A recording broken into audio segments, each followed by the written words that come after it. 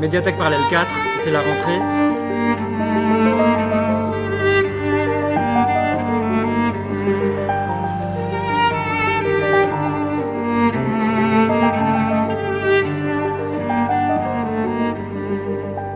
Fremd bin ich eingezogen, fremd zieh ich wieder aus.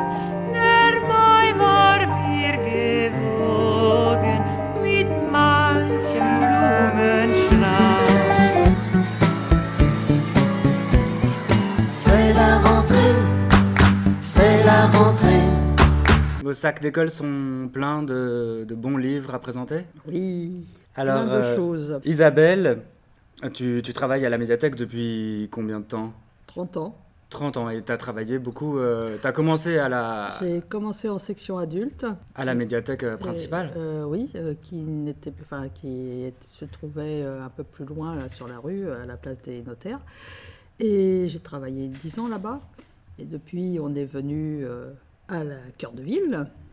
Donc je suis de formation bibliothèque adulte, donc moi plutôt les livres. Et depuis peu, là, j'ai intégré la musique, l'espace musique de la médiathèque. Tu as travaillé en bibliothèque de quartier? Oui, entre-temps, j'ai fait une petite expérience en bibliothèque de quartier qu'on a remise un peu à neuf et à flot, la bibliothèque sud. C'est tout un plaisir de travailler en bibliothèque de quartier parce que Vincennes est quand même presque un village et les bibliothèques de quartier, c'est vraiment une bibliothèque de village, quoi. Donc on connaît tout le monde, on rencontre les gens. C'est vraiment une expérience tout à fait différente de la médiathèque, très intéressante. Donc des personnes qui vont à la bibliothèque du Sud Ouais. vont te reconnaître forcément. Forcément. Et tu vas nous présenter quoi? Alors, comme je suis maintenant dans la musique, eh ben, je vais vous présenter un disque qui s'appelle Schubert in Love de Rosemary Stanley, la chanteuse, et de l'ensemble Contraste. Et je présente aussi Véronique, qui travaille à l'espace jeunesse. À l'espace jeunesse, tu t'occupes d'un fonds en particulier? Oui, je m'occupe davantage des romans. Ça commence par les premières lectures à partir de 6 ans et jusqu'à la fin du collège. Et dernièrement, tu t'es occupé d'un gros projet qui date de plus d'1 an de préparation, je crois. Oui, avec deux collègues, Bénédicte et Valérie, on a travaillé sur un projet qui était l'idée, c'était de proposer à des enfants souffrant de troubles 10 des livres adaptés au niveau de l'édition qu'ils puissent trouver à la bibliothèque. Alors c'est sûr que les livres et les enfants 10, ça marche pas bien ensemble, mais l'édition jeunesse, depuis quelques années, a commencé en fait à proposer des livres qui sont adaptés en termes de typographie, en termes de police de caractère. Voilà. Les troubles 10, la dyslexie? Oui, c'est ça. C'est D'accord. vrai qu'on dit les troubles 10. Là, du coup, pour les livres, on sera plutôt sur, effectivement, un des troubles qui est la dyslexie, quoi. D'accord, parce que les troubles 10 englobent plus que la dyslexie. Oui, alors, il y a je te le dirai pas tous, mais il y a Oui, la bien sûr. dyscalculie, la dysgraphie, la dysorthographie, voilà. Et la dyslexie qui, du coup, est un trouble d'apprentissage qui va se révéler au moment de l'apprentissage de la lecture. D'accord. Voilà. Et l'ouverture du fonds est prévue pour? Le 8 et 9 octobre, et que ça coïncide aussi avec la 15e journée des 10 organisée par la Fédération française des 10. Voilà, donc une conférence le vendredi soir, une conférence avec une neuropsychiatre et une psychologue sur les troubles 10. Et le samedi, toute une journée avec différentes animations qui sera un peu le point d'orgue de l'ouverture de ce fonds de documents qui va arriver en jeunesse, avec à la fois des livres pour les enfants et aussi des documentaires pour les adultes, les parents, les accompagnants qui veulent un peu comprendre comment les aider au mieux et comment un peu comprendre tout ça. Voilà. D'accord. Donc gros événement quand même pour cette rentrée à la médiathèque de Vincennes, l'ouverture du fonds dyslexique. Ouais. Cette fois-ci, moi aussi, je vais présenter une chronique. Et donc je parlerai du dernier livre de Maria Pourchet qui s'appelle Feu. On va commencer avec toi, Véronique. Je commence avec une bande dessinée. Donc c'est une bande dessinée de l'espace adulte. Je précise juste parce qu'après il y aura un roman jeunesse. Donc c'est un roman graphique, c'est-à-dire que du coup, roman graphique, on voit tout de suite que c'est un grand et gros format. C'est une auteure néerlandaise qui s'appelle Aimée de Jong. Et son titre, c'est Jour de sable, une BD qui a été publiée chez Dargaud en 2021. On est aux États-Unis en 1937, à un moment où l'Amérique traverse la plus grave crise économique de son histoire. On est en plein dans la Grande Dépression.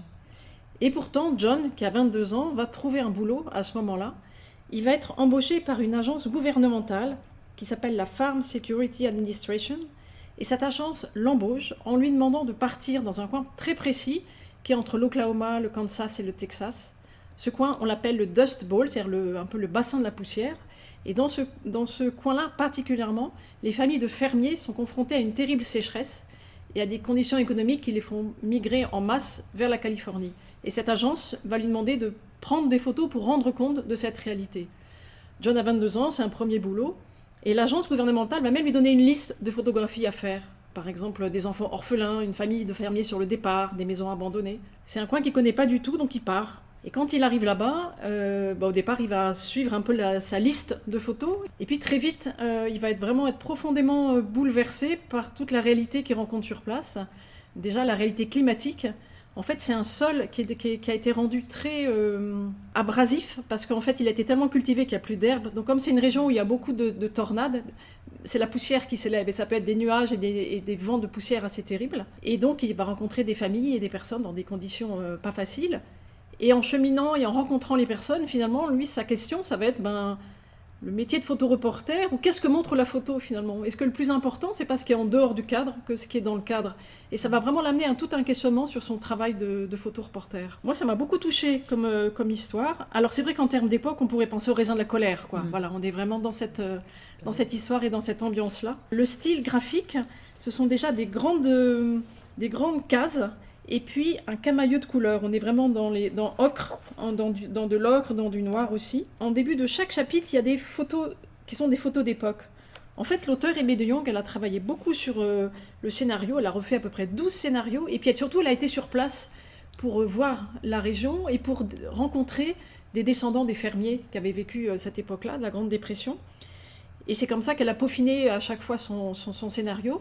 Et elle a eu aussi accès à des documents d'archives, et c'est comme ça qu'on a à la fois les photos d'époque, et puis qui se mêlent aussi à cette histoire et aux photos de John, quoi. Au fur et à mesure de toute cette histoire, il va se découvrir lui-même, réfléchir sur les motivations qui l'avaient amené à choisir ce métier de photoreporter. Et surtout, il y a de très belles rencontres, notamment avec une jeune femme, Betty. C'est aussi toute une question sur le rôle de la photographie, de reportage. Qu'est-ce que montre la photographie, qu'est-ce qu'elle ne montre pas? Et lui, ça va l'amener vraiment à reconsidérer complètement sa vie et son métier. C'est vraiment un très beau texte. Il est dans la première sélection du prix du festival Quai des Bulles, qui est un festival BD qui se tient à Saint-Malo. J'imagine surtout l'importance de la photographie qu'elle devait avoir à l'époque où elle était plus rare. Oui. On avait besoin vraiment de ça pour montrer la réalité des choses. Il n'y avait pas tous les médias qu'il y a aujourd'hui. Oui. Et puis alors, peut-être que l'idée de cette agence non gouvernementale, c'est de dire il faut montrer la réalité, mais presque aussi en disant il y a peut-être des fois des photos qu'on peut adapter. Par exemple, ses premières photos, quand il les fait, il va voir un couple, et puis après il dit est-ce que je peux avoir vos enfants tout seuls pour montrer des enfants d'orphelins? Évidemment, il n'y a pas du tout, enfin des enfants orphelins, il va effectivement pas du tout bien se faire recevoir, mais voilà, on peut aussi fabriquer des photos pour rendre compte à tout prix d'une réalité, et c'est un peu aussi toute cette question du poids des photos qui est au cœur du bouquin, quoi. Et puis alors, il y a des fois des grandes planches ou des grandes pages entières pratiquement sans texte, quoi, parce que la force des images suffit à la narration. Comme la photo. Oui. Ce qui est bien, c'est qu'en plus de ça, c'est des photos en noir et blanc, forcément à l'époque, et ça va très bien avec le parti pris de l'illustration, voilà, déjà. Voilà, merci. Donc ça, par contre, c'est une BD adulte. Oui, c'est une BD adulte. Et puis, je vais continuer avec un petit roman qui était un coup de cœur aussi, Les lapins de la couronne d'Angleterre. Alors, je ne sais pas si Isabelle et Jérémy, est-ce que vous avez déjà été à Londres? Non. Oui. Toi, tu as été à Londres. Moi, Est-ce que tu as été devant le palais royal, là, Buckingham, etc. Oui, je crois. Et alors, est-ce que tu te rappelles par qui il était gardé, ce palais? Les Guardian Guard. Par des gardes. Alors Oui. voilà, c'est ce qu'on sait encore jusqu'à maintenant. Ce sont effectivement les fameux gardes qui gardent le palais. Avec les grands chapeaux, là. Le palais royal, mais... Si vous voulez, bien sûr, ceux-là, on les connaît, mais ceux qu'on ne connaît pas et qui font un énorme boulot depuis des siècles, et heureusement qu'ils sont là, ce sont les lapins de la couronne d'Angleterre. Ah, voilà. bon. Et oui, mais c'est vrai que ceux-là, on les connaît beaucoup moins. Ah, oui. Cette histoire-là des lapins de la couronne d'Angleterre, c'est Horatio, un vieux lapin, qui la raconte souvent à Timmy, un petit lapin de Garenne. Alors Timmy, quand il écoute Horatio en parler, il est complètement... il est complètement à fond dans l'histoire. Il aimerait tellement être intelligent, courageux, comme ces lapins de cette société secrète. Ben, oui, il faut vous dire que Timmy, qu'on appelle Timmy poil fauve, c'est un petit lapin de Garenne, qui est un peu maigrichon, qui est lent, maladroit. Alors ses frères et sœurs se moquent de lui parce qu'il est moins rapide. C'est lui-même qui va être chargé d'une mission de la plus haute importance. Parce qu'il va se rendre compte qu'un complot est en train de se préparer contre la reine, eh bien, il va devoir partir à Londres, au quartier général des lapins, la couronne d'Angleterre, les avertir d'un complot contre la reine. Rien que ça, pour ce Rien petit que ça. Timmy. Mais il doit partir seul, il ne doit parler à personne de sa mission, et surtout, il doit se débrouiller pour arriver à Londres et trouver un lapin de la couronne. Mais comment ferais-je pour reconnaître un lapin de la couronne? Oh, ne t'en fais pas pour ça. D'abord, tu verras l'insigne, la marque à la peinture rouge sous l'une de ses pattes avant, et ensuite tu remarqueras que ce ne sont pas des lapins comme les autres, ils sont savants, importants, l'air affairé, très différents des lapins de Garenne. Mais que dois-je dire quand j'en aurai trouvé un? Écoute-moi bien, c'est important. Quand tu reconnais un membre des lapins de la couronne, tu dois dire « Je crois bien qu'il va pleuvoir des rats et des chiens. » Des rats et des chiens? Oui, je crois bien qu'il va pleuvoir des rats et des chiens. Alors il te répondra « Dans la Garenne, un coup de patte vaut bien une carotte » et tu sauras alors qu'il s'agit d'un véritable lapin de la couronne d'Angleterre. Ne te fie à aucun lapin qui ne connaît pas le code. Une fois assuré que tu t'adresses à un authentique lapin de la couronne, tu exiges de t'entretenir avec le lapin au double insigne. Et là, seulement là, une fois devant lui, tu pourras révéler ton nom et la nature de ta mission. Ce sont les règles secrètes des lapins d'élite. Mais faut que je dise au revoir à ma mère. Ta mère? Mais tu ne peux pas lui dire au revoir. Moi, il faut que je la prévienne pour qu'elle s'inquiète pas. Qu'elle s'inquiète pas? Mais bonté divine, il y a un complot contre la reine. Et tu t'en fais pour ta mère? Enfin, Timmy, le poil fauve, tu pars à l'aventure. Toi, l'avorton de la portée. Tu t'en vas minuscule, mais au retour, tu seras un grand lapin courageux qui fera sa fierté. À condition que je revienne, songea Timmy en ravalant ses larmes. Et je dois vraiment y aller tout seul? Bien sûr que tu dois y aller tout seul. Il ne faut parler à personne de ta mission. C'est bien compris. Et c'est ainsi que la demi-portion, le lapin le plus faible de toute la Garenne, celui qui endurait toutes les blagues et les rires moqueurs, alluma sa lampe torche dans le souterrain noir et s'avança lentement vers l'inconnu. Alors la suite, vous la saurez en lisant Les aventures de Timmy Poil Fauve. Et voilà, c'est un coup de cœur parce que c'est pétillant, c'est sympa comme tout. Ah oui, ça a l'air. C'est sympa. Il y a une couverture un peu vintage, une couverture cartonnée épaisse, sur laquelle on voit ce petit portrait de Timmy qui a l'air un peu tout maladroit, qui se demande même comment il peut se retrouver lui-même en tant que héros sur la couverture. Et il y a aussi des illustrations à l'intérieur. Donc ça peut se lire facilement aussi parce que c'est assez aéré, l'interligne est assez large, c'est chapitré, donc on peut faire une pause dans la lecture. Et ce petit Timmy, on va le retrouver dans 2 autres épisodes également. Voilà. Donc le premier, c'est donc Les lapins de la couronne d'Angleterre. Humour, agent secret, voilà, carottes et autres. Tu le conseilles pour des enfants de quel âge à partir de... Je le conseille à partir de 8 ans. Isabelle, Mhm. tu vas nous présenter donc Schubert in Love. Alors, Schubert in Love, ça a été une découverte pour moi. Je ne connaissais pas grand-chose à la musique quand je suis arrivée en section musicale. La musique classique, on connaît les grands noms, Schubert, Beethoven, etc. Oui. Et en découvrant Rosemary Stanley chanter Schubert, ça a été un coup de cœur, effectivement, parce que c'est une chanteuse qui n'est pas une chanteuse lyrique pure. Elle a fait des études de chant lyrique au conservatoire, mais elle est issue plutôt... son père était musicien folk américain, c'est une chanteuse d'abord franco-américaine, et elle l'a accompagnée quand elle était jeune dans ses tournées, elle a chanté avec lui, et après elle est rentrée au conservatoire pour apprendre le chant lyrique. C'est une touche à tout, et elle a préféré en 99 rejoindre un groupe rock français qui s'appelle Moriarty, dont elle est la chanteuse. Ah, c'est la chanteuse de Moriarty. C'est la chanteuse de Moriarty. Elle a fait aussi des disques en solo. Et dans Schubert in Love, en fait, elle chante avec l'ensemble contraste des leaders, le lead et des leaders de Schubert. D'accord. Alors Franz Schubert est un compositeur autrichien. du 19e siècle. C'est, paraît-il, le maître incontesté du lied, justement. Et le lied, c'est un poème chanté par une seule voix, avec en accompagnement soit un piano, soit un ensemble instrumental. Là, du coup, c'est plutôt un ensemble instrumental, mais qui est un peu étonnant puisqu'on retrouve à la fois des guitares, des trompettes, des percussions, et ça donne vraiment un éclairage nouveau. Est-ce que ça pourrait être une bonne idée à quelqu'un qui voudrait découvrir La musique de commencer classique, par ça? la musique classique découverte, introduite par ce genre de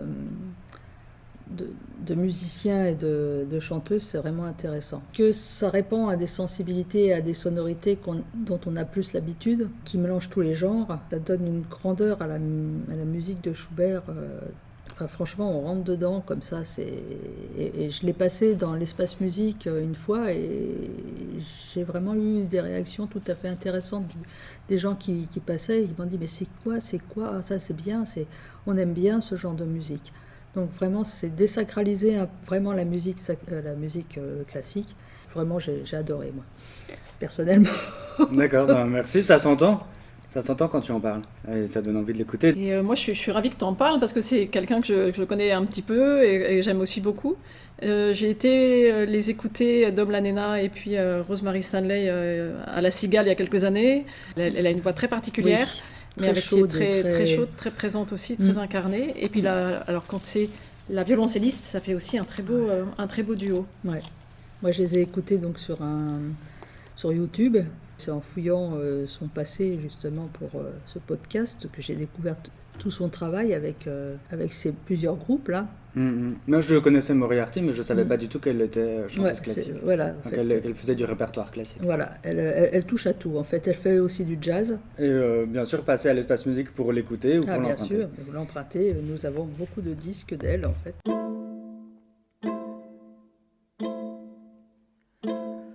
Ihr Blümlein alle, die sie mir gab, euch soll man legen mit mir ins Grab. Wie seht ihr alle mich an so weh, als ob ihr wüsstet, wie mir gescheh. Ihr Blümlein alle, wie welk, wie blass, ihr Blümlein alle, wovon so nass?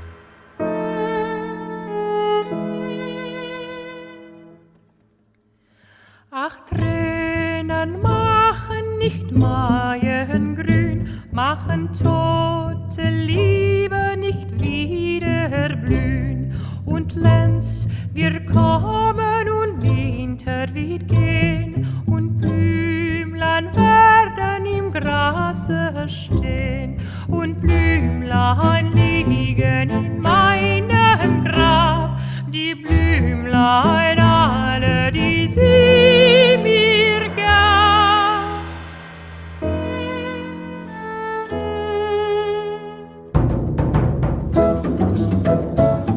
Und wenn sie wandelt am Hügel vorbei und denkt im Herzen der Maid, es treu, dann Blümlein alle heraus, heraus, der Mai ist kommen, der Winter ist aus.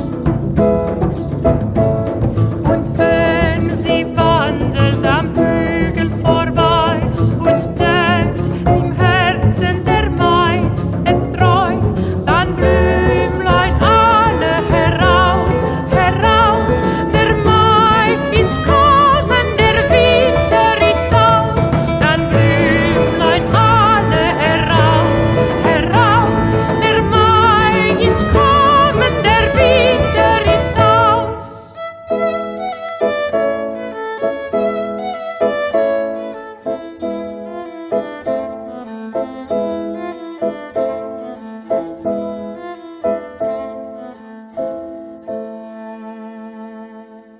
Si vous avez des blagues, vous pouvez aussi raconter une blague. Blague.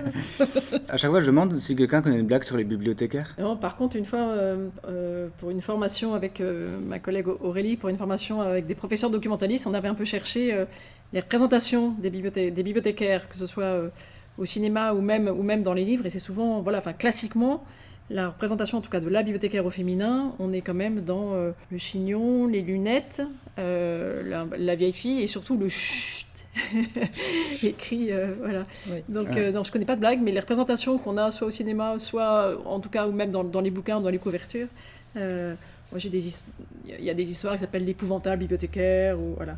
C'est souvent amusant de voir que l'image est Le restée sur chut, quelqu'un. oui, Le chut forcément. À la cathédrale de Strasbourg, mesdames, messieurs, s'il vous plaît. Je me suis senti au travail.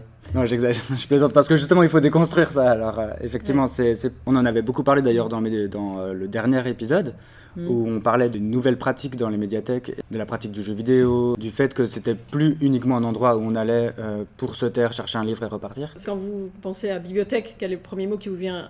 C'est silence quand même. Ouais. Tu vois, Oui, pas oui. forcément. Alors troisième lieu, n'en parlons pas, ou un peu convivialité. Ben voilà.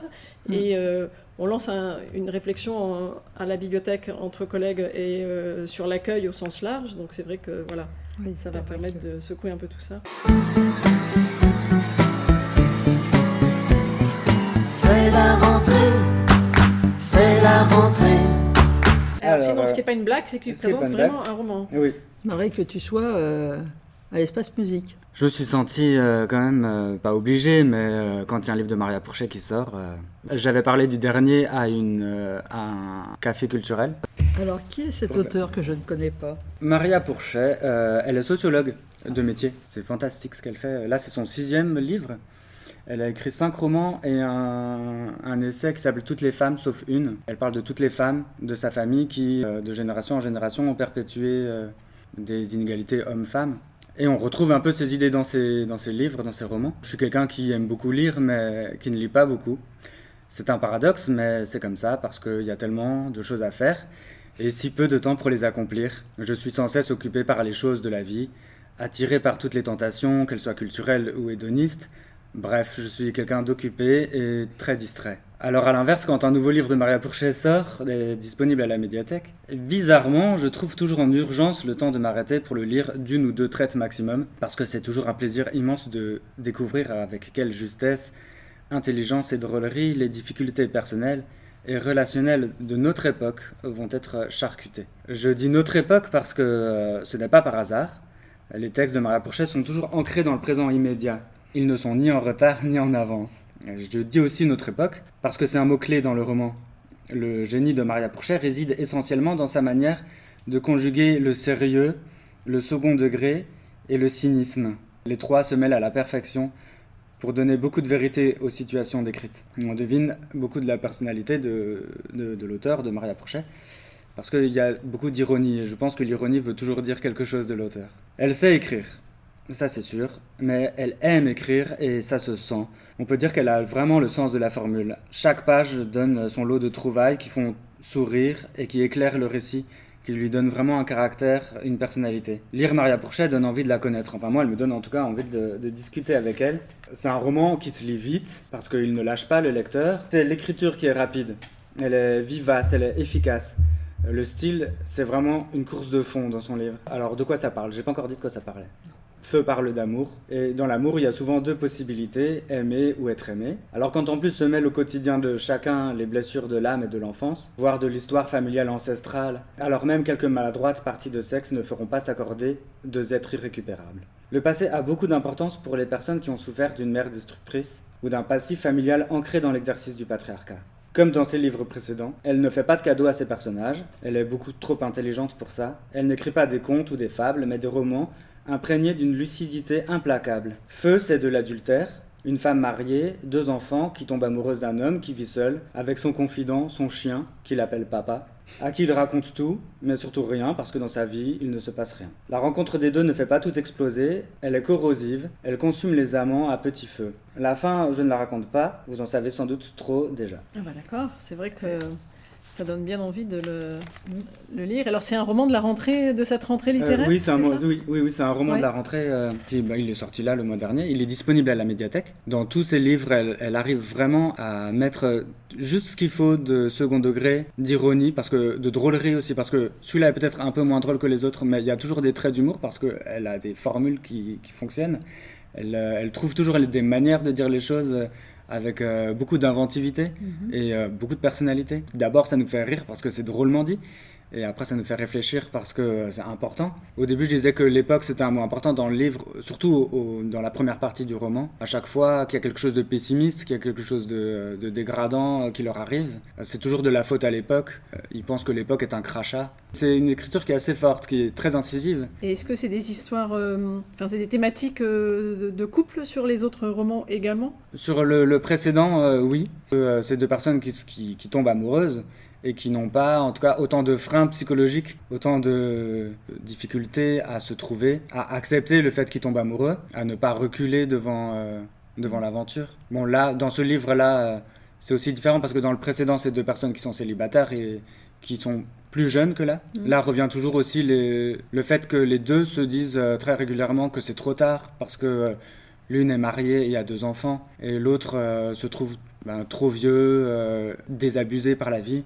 S'il est banquier, il a énormément d'argent, mais c'est pas ça qui va faire qu'il est heureux et qu'il ait de quoi s'occuper, parce que c'est la seule chose qui l'occupe, c'est son travail, qu'il n'aime pas particulièrement en plus. Pas grand-chose dans sa vie, quoi. Non, effectivement. Oui, sur le précédent livre, Oui. le côté plus corrosif était sur l'aspect capitaliste. Le personnage principal était assez arriviste. D'un autre côté, tombait amoureuse pas d'un collègue mais de quelqu'un avec qui elle a dû travailler. Et c'était ces deux côtés à la fois romantiques mis en exergue avec le côté je veux travailler pour gagner de l'argent et réussir à monter une société et à faire qu'elle soit cotée en bourse. Est-ce que c'est par ce livre-là que tu nous proposerais de commencer? Plutôt par le précédent, Les Impatientes. Après, c'est aussi celui que j'ai préféré, donc c'est très personnel. Et autrement, vraiment de commencer par son premier. Après, c'est assez dingue parce que de livre en livre, elle s'améliore, et le dernier, surtout au niveau du style, il dépasse les autres. Est-ce que sinon vous avez des coups de cœur à donner vraiment en 2 mots? Sur les coups de cœur de l'année, moi je recommanderais, j'ai découvert aussi la musique baroque avec des auteurs que je connaissais pas du tout, comme John Donland et Kasperger, qui sont vraiment des auteurs de Renaissance et XVIIe siècle. C'est plutôt de la mandoline et de la viole de gambe. Ça fait partie des nouveautés. Ça fait partie des nouveautés de l'année, ou de l'année 2020, mais c'est assez récent. Et vraiment, c'est très très beau, quoi. Et alors, ce que j'ai beaucoup aimé, c'est l'album des Casper Girls, qui est un quatuor de femmes qui reprennent justement des musiques de Monsieur Kasperger. Et elles chantent aussi, il y a 2 instrumentistes et 2 chanteuses. Et c'est vraiment magnifique. Elles ont des voix absolument très très belles et elles ont un dynamisme, ça bouge, ça danse. Enfin, elles reprennent des villanelles, donc ce sont des danses. Et c'est vraiment extraordinaire. C'est très moderne aussi. Vous aurez compris que j'aime bien la musique classique via le moderne.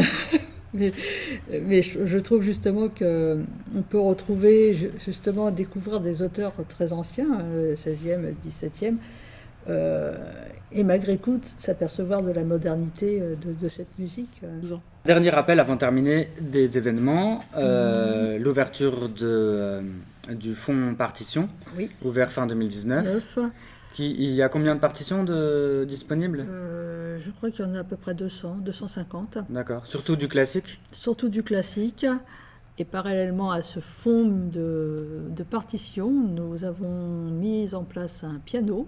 Alors, on peut jouer du piano à la bibliothèque. Voilà. Le piano, c'est un piano vraiment pour s'exercer, avec un casque. Avec un casque. On peut aussi débrancher le casque et du coup écouter le piano.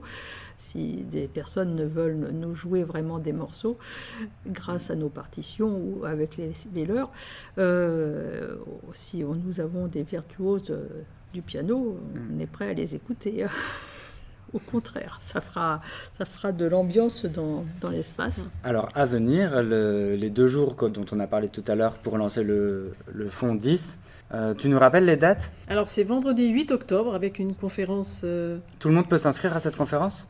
Oui, alors c'est une conférence plutôt pour les adultes, je dis ça parce qu'après le lendemain, il y aura plutôt des animations jeunesse. Mais oui, tout à fait, il n'y a pas de condition d'être inscrit ou pas à la médiathèque. C'est une conférence qui est ouverte à tous et qui est de 19h à 20h30. Voilà. En fait, c'est sur inscription, mais en téléphonant à la médiathèque. directement à l'espace jeunesse. C'est le 01 43 98 67 51.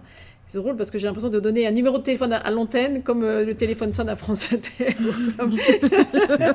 C'est très rigolo de redonner un téléphone comme ça. Si vous voulez participer à la conférence, voilà, donc, envoyez oui au 6230. C'est ça. Et puis donc le lendemain, dès le lendemain, tous les livres seront disponibles à l'espace jeunesse, donc à la fois pour ce public dyslexique et en même temps pour les parents, les aidants, des livres sur les troubles et voilà pour. Et les ateliers du samedi. Et le samedi ensuite, c'est une conteuse qui proposera un spectacle pour enfants à partir de 6 ans qui s'appelle 10 semblables. Et là, c'est un croque-histoire, ça fait partie des. Alors, il y a 2 choses samedi. Il y a un croque-histoire que j'avais oublié. Le croque-histoire, c'est une animation régulière de la bibliothèque jeunesse qui est en fait des histoires racontées par les bibliothécaires pour un public de 3-6 ans. Et donc, ce samedi 9 octobre, il y a le premier croque-histoire de la saison. Et comme il tombe sur ce week-end particulier, les histoires seront particulièrement autour du thème de la différence. Alors ça marche très très très bien. Il faut absolument téléphoner et s'inscrire très rapidement. Voilà. Est-ce que je peux donner les téléphones pour... Non, quand même. si, non, bon, ça va, d'accord. Tout à l'heure, peut-être je referai, ça me fait tellement plaisir. Donc voilà, ça c'était celui-ci. Et donc une conteuse l'après-midi. Voilà, donc un beau programme, 8 et 9 octobre. Vous entendez nos voix dans vos appareils, dans vos casques. Si vous voulez nous écouter à part téléphone, il faut téléphoner au 01 43 98 67 51 si vous voulez parler à l'équipe jeunesse, mais vous pouvez prendre d'autres téléphones. Et 68 50 pour tomber sur le répondeur de la médiathèque. Venez nous voir. Venez nous voir. Nous préférons le direct. Vous l'aurez compris.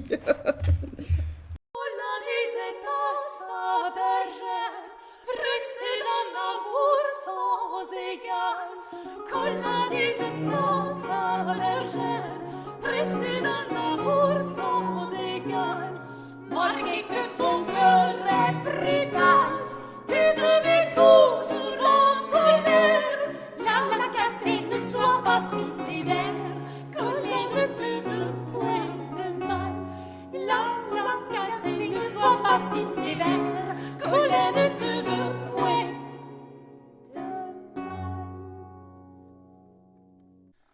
Sur cette charmante rive, le berger que j'aime tant.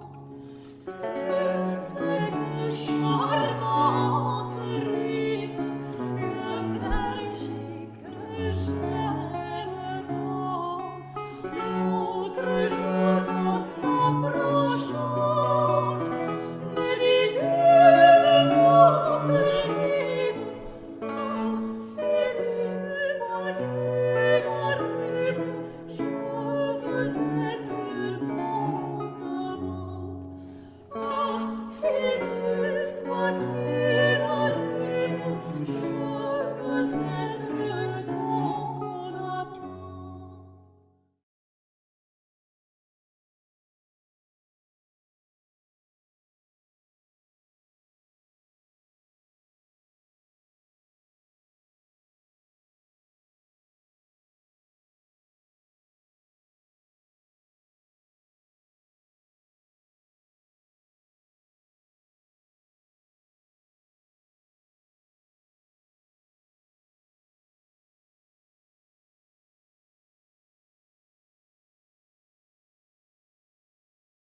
C'est quelqu'un qui rentre dans un bar. Est-ce que je pourrais avoir un coca? Et le barman, il lui demande avec ou sans glaçon. 5 minutes plus tard, il y a une autre personne qui rentre dans le bar et qui demande à son tour est-ce que je pourrais avoir un coca? Le barman lui répond à ce moment-là avec ou sans glaçon? Donc l'autre, la première personne, elle se sent vexée et dit vous êtes foutu de ma gueule? Mais non, c'est de lui que je me suis foutu de sa gueule.